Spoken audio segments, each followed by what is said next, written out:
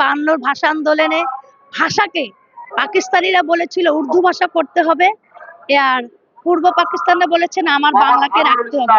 এই ভাষার জন্য 1952 সালে প্রথম দ্বন্দ্ব আসে এবং এই থেকেই পাকিস্তান আর পূর্ব পাকিস্তান আলাদা হয়ে যায় ভাষার কারণে। এবং এই আলাদা হতেই আমাদের দামাল ছেলেদের রক্তের বিনিময়ে আমরা আজকে 21শে ফেব্রুয়ারি পেয়েছি।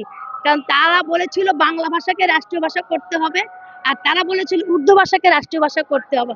অতএব ভাষার কারণে বাংলাদেশের জন্ম, প্রথম সূত্রপাত। এবং আমাদের দামাল ছেলেরা এই ভাষার কারণেই আজকে স্মরণীয় হয়ে আছে এবং আন্তর্জাতিক মাতৃভাষা দিবস হিসেবে বাংলাদেশ পালন করা হচ্ছে, লালন করা হচ্ছে। এবং আমাদের নেত্রীকে ধন্যবাদ জানাই, তিনি আন্তর্জাতিক মাতৃভাষা দিবস হিসেবে পালন করে 21শে ফেব্রুয়ারি বিশ্বের দরবারে জানাতে চেয়েছে বাংলা একটি ভাষা আছে, বাংলা একটি দেশ আছে এবং বাংলাদেশে একটি সার্বভৌমত্ব দেশ আছে। এবং আমরা ওইভাবেই সম্মানের সহিত স্থান লাভ করি বাঙালি হিসাবে।